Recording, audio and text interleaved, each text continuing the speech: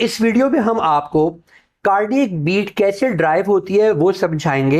हम पहले इसका कॉन्सेप्ट अंडरस्टैंड करेंगे और उसके बाद इसके कुछ मल्टीपल चॉइस क्वेश्चंस और कुछ लॉन्ग क्वेश्चंस डिस्कस करेंगे। तो आइए देखते हैं कि हमारी जो लर्निंग ऑब्जेक्टिव है कार्डियक बीट का वो कैसे चलता है। ये मैंने आपके सामने एक मैमेलियन हार्ट बनाया हुआ है और आप जानते हैं कि इसमें ऊपर वाले पार्ट्स एट्रिया और नीचे वाले पार्ट्स वेंट्रिकल्स हैं।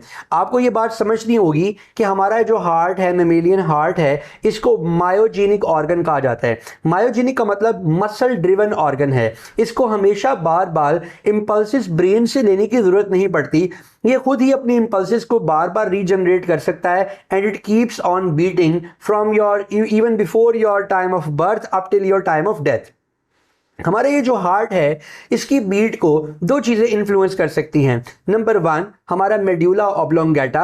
अगर हमारी बॉडी में कार्बन डाइऑक्साइड कॉन्सेंट्रेशन ज़्यादा हो जाए तो हार्ट बीट फास्ट हो जाती है। अगर मेटाबॉलिक एक्टिविटी तेज़ हो जाए तो हार्ट बीट फास्ट हो जाती है। एक तो उस वक्त उसकी वजह से हमारी हार्ट बीट को तेज़ होने का इंपल्स भेज सकता है एंड नंबर टू, अगर आप एक्साइटेड हैं और आपकी बॉडी में एड्रेनलिन रिलीज हो गई है तो एड्रेनलिन की सूरत में भी ये हार्ट बीट तेज़ हो सकती है।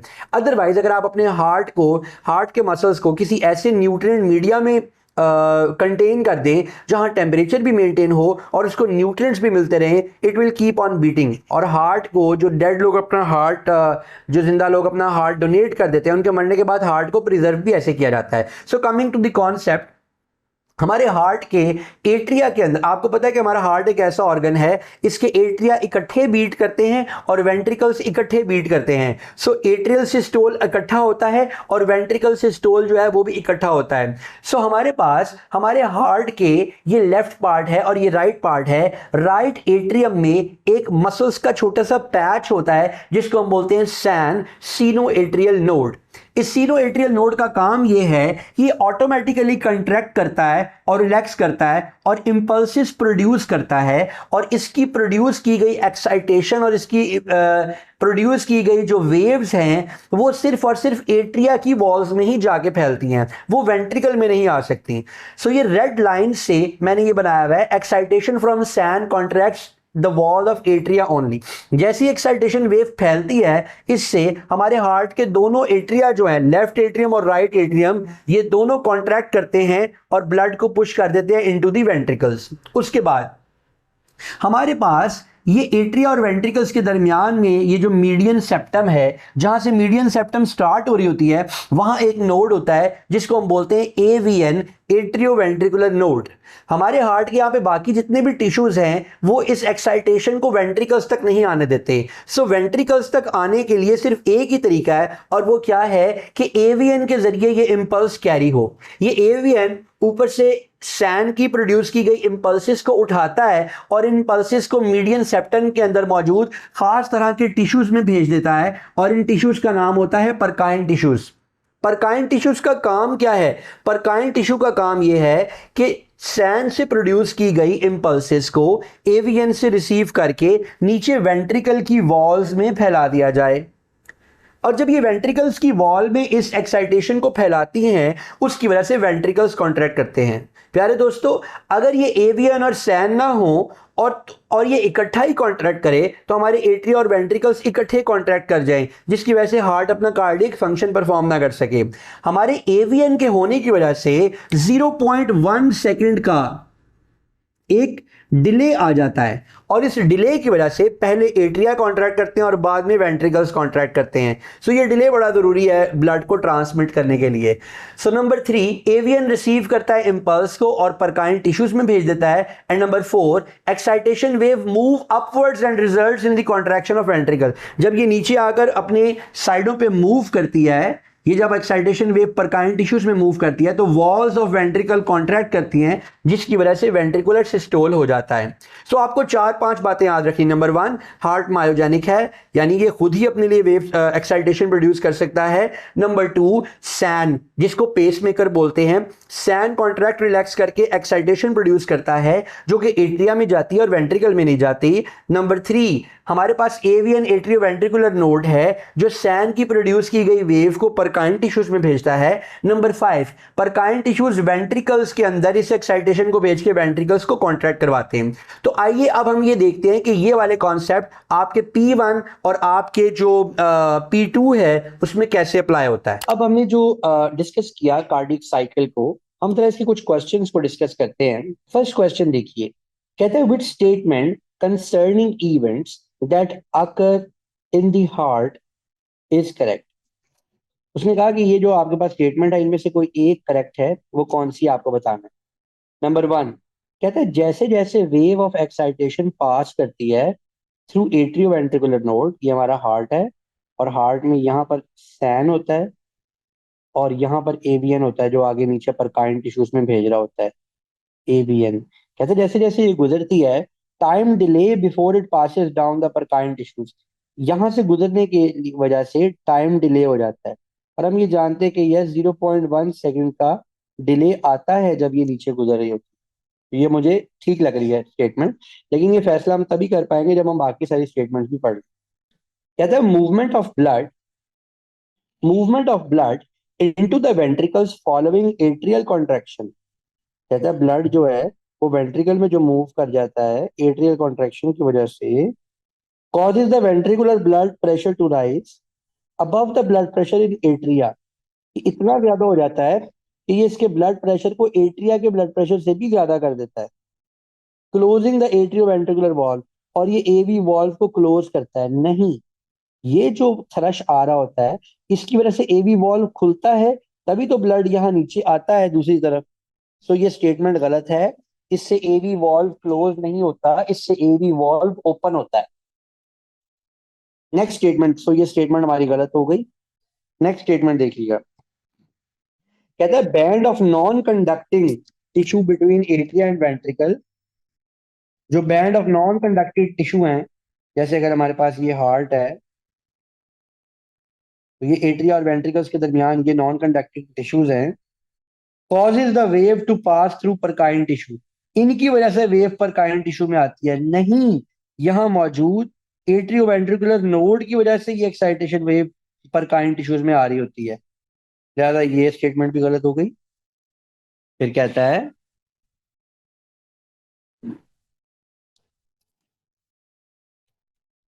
सलाका भाई जरा चार्जर को जरा सही कीजिएगा। फिर वो कहता है sinoatrial node in the left atrium sends out a wave of excitation that spreads across the wall of atria, resulting in the movement of blood from atria to ventricles। वो कहता है लेफ्ट एट्रियम, सीनो atrial node को left atrium में कह रहा है, जबकि सीनो atrium node जो है वो राइट एट्रियम में होता है। लिहाजा ये स्टेटमेंट भी गलत है। तो हमारे पास करेक्ट स्टेटमेंट हुई A, as the wave passes through A V node, इसकी वजह से टाइम डिले आ जाता है। नेक्स्ट क्वेश्चन देखिएगा, कहते हैं what correctly describes an event in the cardiac cycle follows atrial systole. Atria के सिस्टोल के बाद कौन सा इवेंट जो है वो आ रहा होता है। कहते हैं a wave of excitation passes through the sinoatrial node before spreading down to the base of septum. कहता है कि बेस ऑफ सेप्टम पे जाने के लिए एक वेव जो है वो सिनोएट्रियल नोड से गुजरी होती है। ये नंबर 1 पहली बात। दूसरी बात, electrical impulses pass from muscles of atria to muscles of ventricle to cause ventricular systole। Number 3 कहता है कि जो इलेक्ट्रिकल impulses हैं ये पास करती हैं through conducting fibres which cause a delay before spreading to perkined tissue। And number D, the opening and closing of semilunar valves occur later than the opening and closing of atrioventricular valves। बताइए कि इसमें से कौन सी statement correct होगी।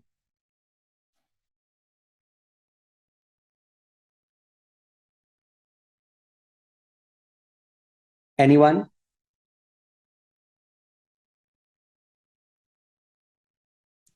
मुझे ये statement ठीक लग रही है। वो कहता है electrical impulses passes through conducting fibre. Conducting fibre कौन से होते हैं? परकाइन टिश्यू, जिसकी वजह से डिले आता है। पहले में देखते हैं क्या मसला है।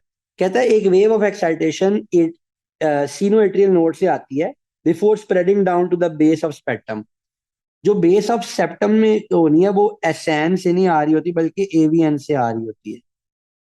B, electrical impulses passes from the muscles of atria to the muscles of ventricle. कहता है ये इम्पल्स एट्रिया के मसल से वेंट्रिकल के मसल्स में पास होते हैं, भी गलत, ये तो एवीएन के थ्रू पास होते हैं। फिर डी में क्या कह रहा है, opening and closing of semilunar valve occurs later than opening and closing of atrioventricular valve. वो कह रहा है कि जो सेमिलुनर वॉल्व्स हैं इनका खुलना या बंद होना बाद में होता है देन एट्रियोवेंट्रिकुलर वॉल्व। ये भी एक बेतुकी बात है, इस बात की कोई सेंस नहीं बन रही।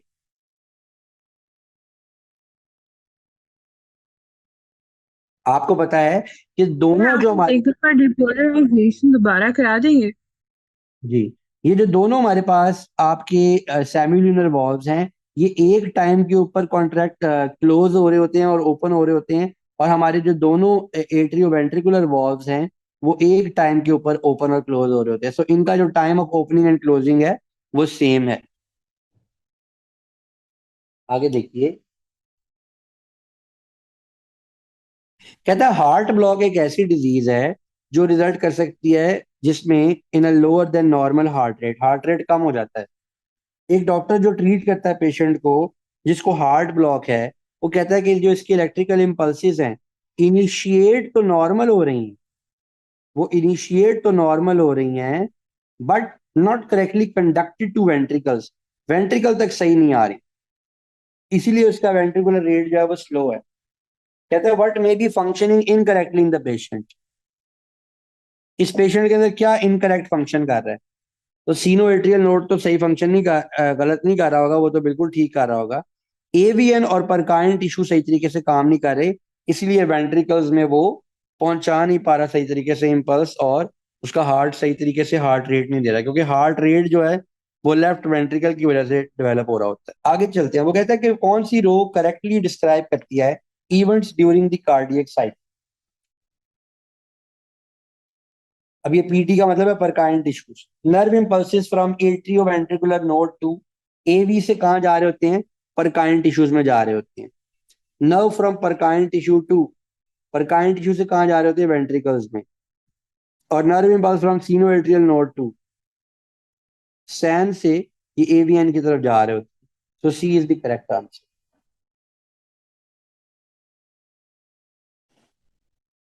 आगे चलते हैं, कहते हैं what is the function of Purkinje tissues in the mammalian heart. Purkinje tissues का काम पूछ रहा है कि परकाइन टिश्यू का क्या काम होता है। Conduct a wave of electrical excitation over atria, atria में तो ये काम नहीं करते।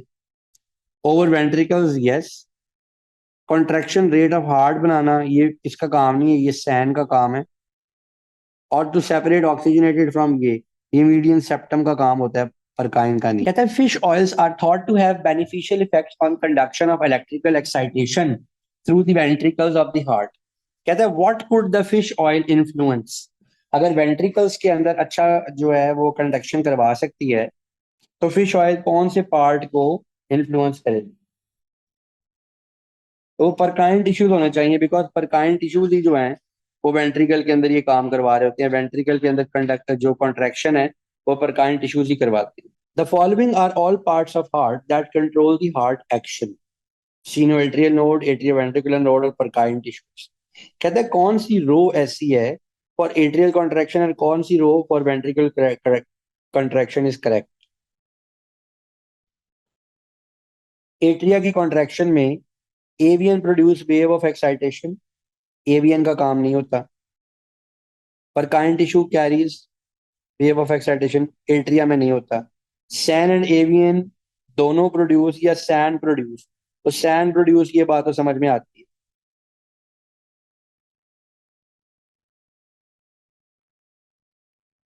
और AVN produce wave of excitation, तो एवियन भी प्रोड्यूस कर रही होती है वेव ऑफ एक्साइटेशन। आगे देखते हैं, वो कहता है कि वेंट्रिकुलर कॉन्ट्रैक्शन में सैन प्रोड्यूसेस, तो सैन का काम वहां नहीं है। AVN produces wave of excitation. Number three, Purkinje tissue carry the wave of excitation या Purkinje tissue carry wave of excitation. C और डी दोनों में एक जैसी बात कर रहा है वो। ये कह रहा है एवीएन प्रोड्यूस करती है वेव। एवीएन जो है वो प्रोड्यूस नहीं कर रही होती, एवीएन जो है वो कैरी कर रही होती है। ठीक है, तो हम ये कह सकते हैं कि Purkinje tissues carry wave of excitation. ठीक है, and SAN and AVN produce the wave. SAN produce करता है और एवीएन जो है वो उसको कैरी कर रही होती है। So I think D should be the right answer, because atrial contraction में सैन का काम है और वेंट्रिकुलर कॉन्ट्रैक्शन के अंदर परकाइन टिश्यूज का काम है।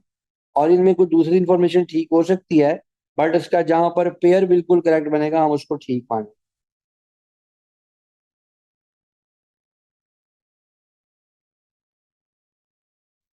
कहते हैं मेमेलियन हार्ट में कौन सा स्ट्रक्चर पेस मेकर होता है। ये हम आपको बहुत क्लियरली बता चुके हैं कि जो हमारा सीनो एट्रियल नोड है वो मेमेलियन हार्ट में पेस मेकर होता है। क्वेश्चन देखिएगा, कहता है explain the role of SAN and AVN and Purkinje tissue during one heart beat. अगर ये 5 मार्क्स का क्वेश्चन है तो आपको इसके अंदर क्या क्या पॉइंट्स बताने हैं वो मैं भी आपके साथ डिस्कस करता हूँ। नंबर वन, आपको सबसे पहले ये बताना है कि आपका जो सैन है वो एक्साइटेशन वेव प्रोड्यूस करता है।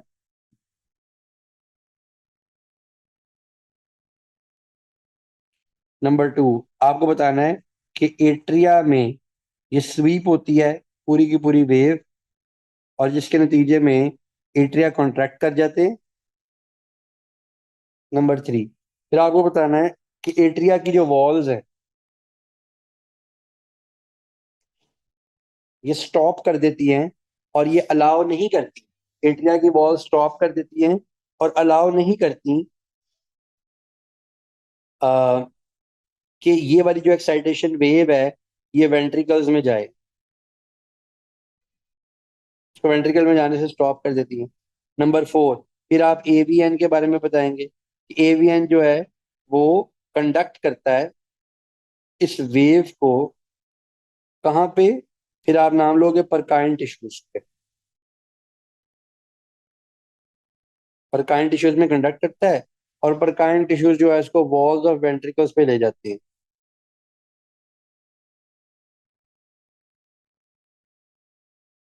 Walls of ventricles. और आखिरी पॉइंट आप ये बताइएगा कि ये वेंट्रिकल्स जो हैं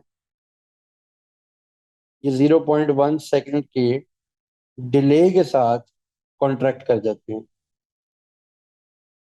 अगर आप ये सारी बातें लिखेंगे you will score maximum marks. अगला क्वेश्चन देखिएगा, वो कहता है use one as the first event in the sequence. ठीक है जी, और बताएं जी क्या होगा। Impulse passes down septum through conducting fibers known as the bundle of His. ये पता नहीं बंडल ऑफ हिस क्या है, आई थिंक ये Purkinje tissues bundle of His impulse pass down known as bundle. ये कंडक्टिंग फाइबर्स का नाम है। पर काइंड टिश्यूज के अंदर वो कंडक्टिंग फाइबर्स जो कि इम्पल्स को कैरी कर रहे होते हैं उनको बंडल ऑफ HIS बोला जाता है। सीक्वेंस बनाइए।